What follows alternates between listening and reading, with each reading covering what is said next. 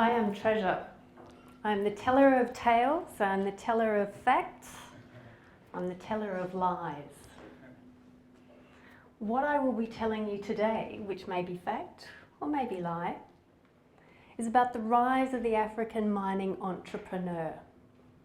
It's the story of 4 people. There's Alice and 99 who are geologists. There is Davis, who is the lawyer. And there is Sanyu, who is the politician. All of those things are essentials. So let me tell you the story. Alice and 99 started 4 years ago. They'd heard the tales of Australia and its mining. They knew the history of Africa and its mining. They knew that to be a mining entrepreneur in Africa or Australia, you needed to be white, you needed to be male. How did they know that? Well, in 2013, there were more than 200 Australian mining companies with more than 700 projects in mining exploration, extraction and processing, operating in 42 African countries. In 2014, the Australian Stock Exchange had more listed mining companies operating in Africa than any other stock exchange in the world. So therefore, perhaps to be a mining entrepreneur, you needed not just to be white or to be male, you needed to be Australian. So, Alice and 99 did what any smart African woman in mining does. They get themselves an Australia Award scholarship. They come to Australia, they do their Masters in Mineral Economics. They join a mining company. They get their experience, they work their way up through their management. They head divisions. They buy shares. Because the truth is that no one gets rich from working. So Alice and 99, they get their experience. They then travel back to various countries across Africa. Alice's home country is Kenya. 99 is Madagascar. They go to work in Ghana. They go to work in Nigeria. They go into Libya after the fall of Gaddafi in 2013. They talk about, they learn about, they construct about what laws, what economics, what finances need to be in place for them not just to work in these companies, but to say, I own the company. But that is what they want. Alice and 99 and Davis the lawyer and Sanyu the politician, whom we might have temporarily forgotten, they want to say, I own the company. They want to be one of those major or junior or mid-tier companies operating in Africa. They want to make the decisions. They want to be the ones who are employing, that are extracting. How do they do that? How do you do that if you are not white or male or Australian? So you have your degree, and what do you think about? Well, you need to know your geology, you need to know your metallurgy, you need to know your engineering, and you need to know your money. What is it that you think about when you are putting together your money? The geologists find and define the boundaries. Alice and 99, geologists. They can find and define boundaries. No trouble whatsoever. You need mining engineers to find a way to dig it out without killing people. And then you need the metallurgists to find a way to make money out of it. This is where Sanyu the politician and Davis the lawyer get interested, because they like to make the money out of it. And don't get me wrong, geologists will like to make the money out of it as well. But that is what it is. Communication between all those groups is crucial and critical. So somehow in the last 4 years, Davis and Sanyu and Alice and 99 have come together in the same place at the same time. By chance it's in Ghana. By chance it's the very first meeting of the Accra Mining Network. And at that meeting, there's a gentleman by the name of Tony Orban who is telling a story. And he's telling the story of the downturn in the mining industry, and he's talking about the Big Obuasi gold mine that has recently been closed, and the 6,000 people from in the mine and around the community who lost their jobs. And he's telling the story of about 20 different graduates who have come through, who have said to him, "Tony, we can't get a job. The mines have all closed. What are we going to do?" And these are geologists, these are engineers, these are metallurgists, these are financiers, these are lawyers. And Tony says to them at the end of this procession of 20 or so people, he said, "There are 20 of you who have all the necessary skills to start your own companies. Go out and buy yourself concessions. Work out what it takes to make a mining company in Ghana. Work out what it needs to make a mining company in Kenya, in Madagascar, in South Africa, in Australia." And so they do. They start to buy their concessions. They get their exploration licenses, and then they get a problem.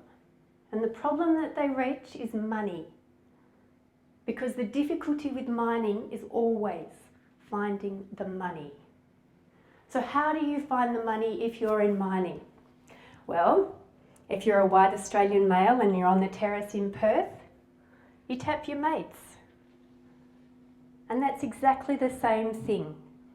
You think about the role of alliances and networks. Who do you know?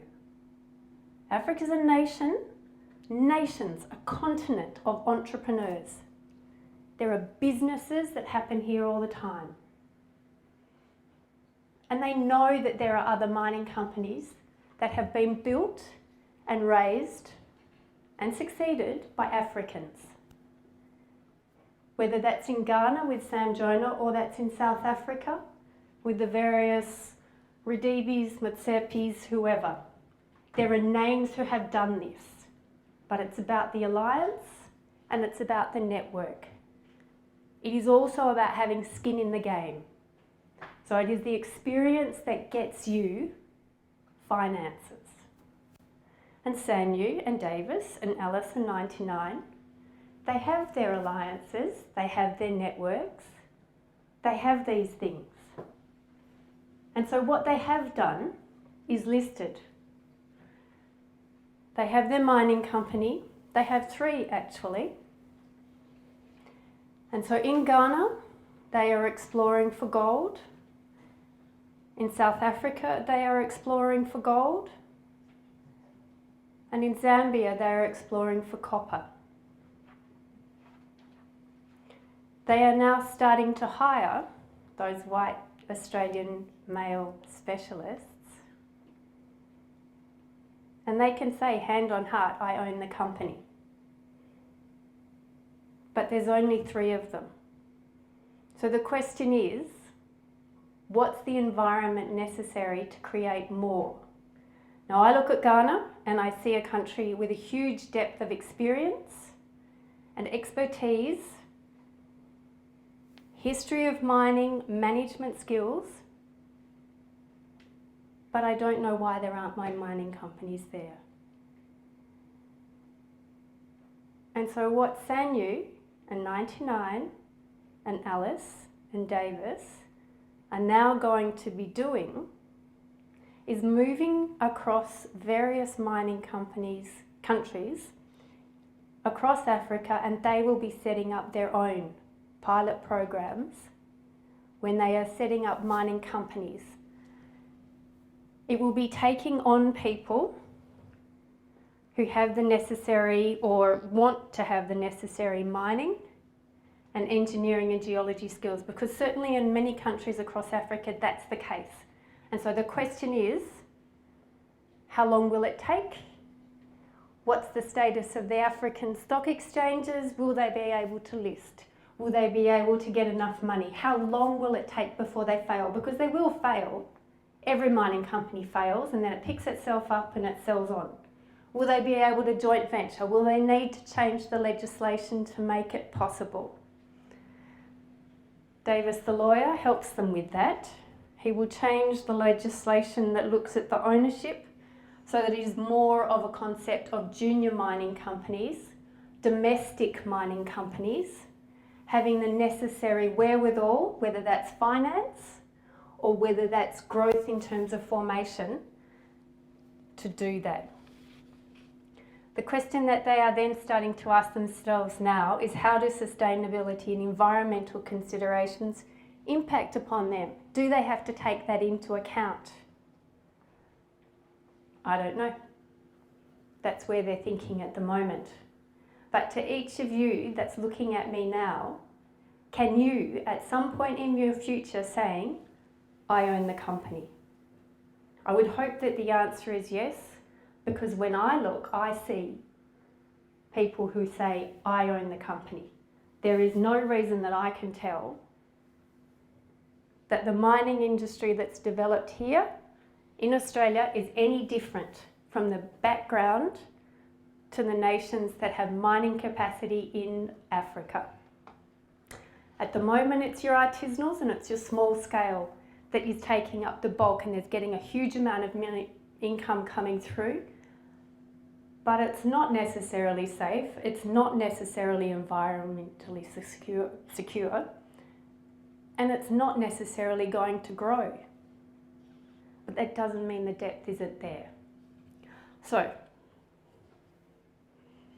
as the teller of tales and the teller of facts and the teller of lies, how many of you think my story is true? How many of you think that Alice and 99 and Davis and Sanyu the politician, who's keeping an eye on how all of this is going to benefit her, how many of you think it's true? How many of you think it could be true? Davis the lawyer, who happens to have joined us from his tour, Davis the lawyer says to me, look, don't be ridiculous. That's not going to happen. I spoke to Sanyu yesterday. She laughed at me. She laughed at my optimism. But then I spoke to Alice and 99. And Alice and 99 back in Kenya and in Madagascar really have started their mining company and listed on the stock exchange out of the UK. Really is the British Nigerian exploration company, Thor Exploration, which 2 years ago in Mining Indaba won the prize at the Junior Indaba for the best junior mining companies. Now we're looking at African-owned, African-managed, African-sourced, African-run mining companies. There is absolutely no reason why the face of the African mining company has to actually mean Australian companies in Africa. Any one of you can say, hand on heart, I own the company. And I look forward to 4 years later, 4 years down the track from now, when we're doing this again, and that's not what shows. Instead, it's the photos of those companies, of the people who came out to Australia at age 11, who aren't entirely sure what their future might hold, and Caltex might be the only thing keeping them together at the moment. But I own the company is what I want to hear. and that I want you to want to hear in 4 years' time, if and when we're presenting this again. So as a teller of tales, and a teller of truths, and a teller of lies, I own the company.